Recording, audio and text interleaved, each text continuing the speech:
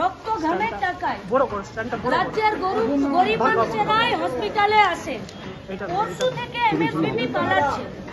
রাজ্যের স্বাস্থ্যমন্ত্রী, মেদিনীপুর মেডিকেল কলেজের সুপার, প্রিন্সিপাল, এমএসভিপি এদের যদি বুকের কলেজায় দম থাকতো তাহলে কাল থেকে আজ পর্যন্ত আমাদের মুখোমুখি হওয়ার এরা চেষ্টা করতো, কিন্তু এরা পালিয়ে বেড়াচ্ছে। সব থেকে বড় ব্যাপার হলো এদের মালকিন রাজ্যের স্বাস্থ্যমন্ত্রী, তার মুখে টু বেরোচ্ছে না।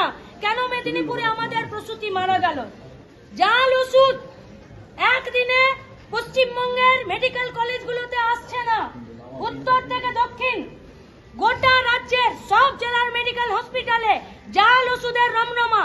আর এই জাল ওষুধগুলোই এদের কোম্পানিগুলোই তৃণমূল আর বিজেপিকে ইলেকটোরাল বন্ডে গাদা গাদা টাকা দিচ্ছে ভোট করানোর জন্য, লুট করানোর জন্য, বোম পিস্তলের জন্য। মরছে আমাদের প্রসূতি মায়েরা। পুলিশ লেলিয়ে দিচ্ছে পুলিশ। এখানে রাজ্য সরকারের পুলিশকে আমরা বলছি, আপনাদেরকেও যদি রাস্তায় যেতে গিয়ে আপনাদের যদি কোথাও অ্যাক্সিডেন্ট হয়, সবার প্রথম এই হসপিটালে আপনাদেরকে আসতে হয়, সরকারি হসপিটালে। আর এসে যদি আপনাদেরকেও ফাঙ্গাস वाला একটা স্যালাইন চাপিয়ে দেয়, তারপরে আপনাদের এই বুকের ছাতি চওড়া করে, মাথায় হেলমেট আর হাতে লাঠি নিয়ে পেটাতে আসতে পারবেন তো? কাকে পেটাবেন আপনারা? আজকে ওরা আমাদের ভয়ে তালা দিয়ে দিয়েছে, আজকে আমরাও এখানে তালা দিয়ে গেলাম। দম যদি থাকে তাহলে আমাদের সাথে আগে কথা বলে তারপরে এই তালা খুলে বসবেন। যে অফিস থেকে জাল ওষুধ এরা বের করে, যে অফিস থেকে এরা মানুষকে মারার চক্রান্ত করে, সেই অফিস চলার প্রয়োজন আছে? না। মানুষ মারার অফিস চলতে দেব? না। তাহলে মানুষ মারার অফিস বন্ধ থাকবে, না?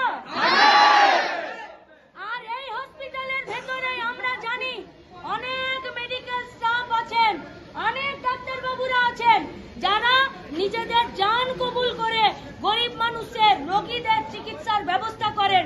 আমরা এই সমস্ত মিডিয়া বন্ধুদের মাধ্যমে আপনাদেরকে আমরা জানাতে চাইছি, আপনারা নির্ভয়ে কাজ করুন, কারো কাছে মাথা নামাবেন না।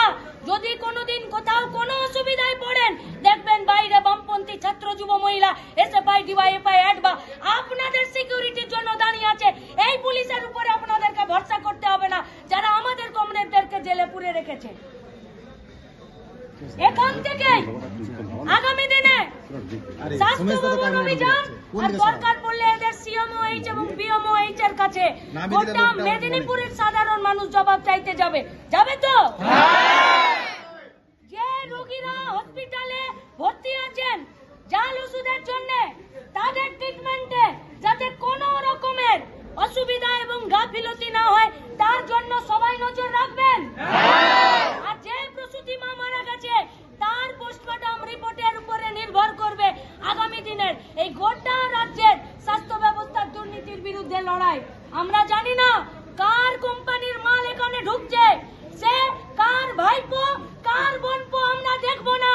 যে জাল ওষুধ কিনছে, যে জাল ওষুধের কোম্পানির কাছ থেকে টাকা নিচ্ছে, তাদের বিরুদ্ধে হসপিটালের চত্বরেও লড়াই হবে, লড়াই হবে রাস্তায়। মেদিনীপুরের ছাত্র যুব মহিলাদের ডাকে আজকে যারা উপস্থিত হয়েছেন তাদের কাছে আমাদের আবেদন, এই লড়াইয়ে সাথে থাকবেন।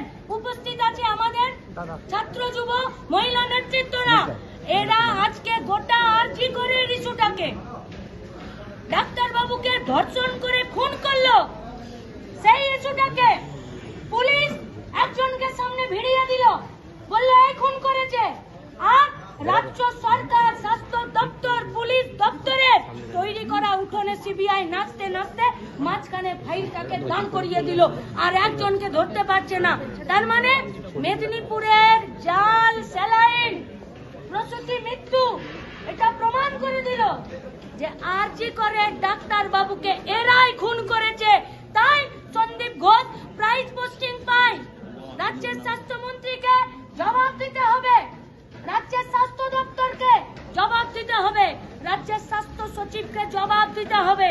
যে ডাক্তার বাবুদেরকে আপনারা সাসপেন্ড করে রাখলেন, যে ডাক্তার বাবুদেরকে আপনারা কাজে রাখলেন না, বিচার শেষ হবার আগেই সেই ডাক্তাররা কেন সেখানে গিয়ে নতুন করে মিটিং ডাকছে হসপিটালে চিকিৎসার ব্যবস্থাতে, কেন মিটিং ডাকছে?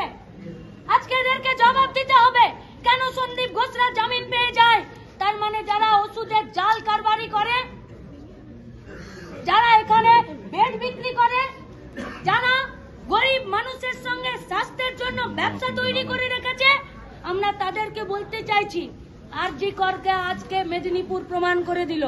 আমাদের কথা যদি কেউ শুনছেন, তাহলে মেডিকেল কলেজের বাইরে যে অ্যাম্বুলেন্স চালকরা দাঁড়িয়ে আছেন, আমরা আপনাদেরকেও বলছি, অ্যাম্বুলেন্সেও বিরাট সিন্ডিকেট চলছে, বিরাট সিন্ডিকেট। গরিব মানুষ অ্যাম্বুলেন্স পায় না, আর সেখানেও দালালি চলে হসপিটালের বাইরে থেকে ভেতরে পর্যন্ত। সাবধান হয়ে যান। ব্লাড ব্যাংকে দালালি চলছে, রক্ত বিক্রি চলছে, ঘুরপথে রক্ত কর্পোরেটের কাছে বেচে দিচ্ছে। সাবধান হয়ে যান। বেড কারা কোথায় কিভাবে বেড পাচ্ছে গরিব মানুষ, এই পুলিশ যুক্ত থাকে। কলকাতা থেকে মেদিনীপুর পর্যন্ত হসপিটাল আর পুলিশ মিলে বেড বিক্রি করে। ট্রমা সেন্টার, আইসিইউ, ভেন্টিলেশন, আপনি বাইরে থেকে রোগী নিয়ে এলে পাবেন না এদের সাথে দেখা করতে, কোথাও পাবেন না। আর ভেতরে রোগী সহায়তা সমিতি না কেন্দ্রের নামে তৃণমূলের একটা বি টিম ফোড়ে দালালদের একটা জায়গা হয়েছে। এরা শুধু মানুষকে লুট করে। 2 টাকার টিকিট কেনার পরে 200, 300, 400, 500 টাকা নেয়, তবে একটা ডাক্তারের সাথে দেখা করতে দেয়। তাই গোটা হেলথ ডিপার্টমেন্টটাকে এরা দুর্নীতির আঁকড়াতে পরিণত করেছে। এর বিরুদ্ধেই আমাদের লড়াই। রইল তালা গেটে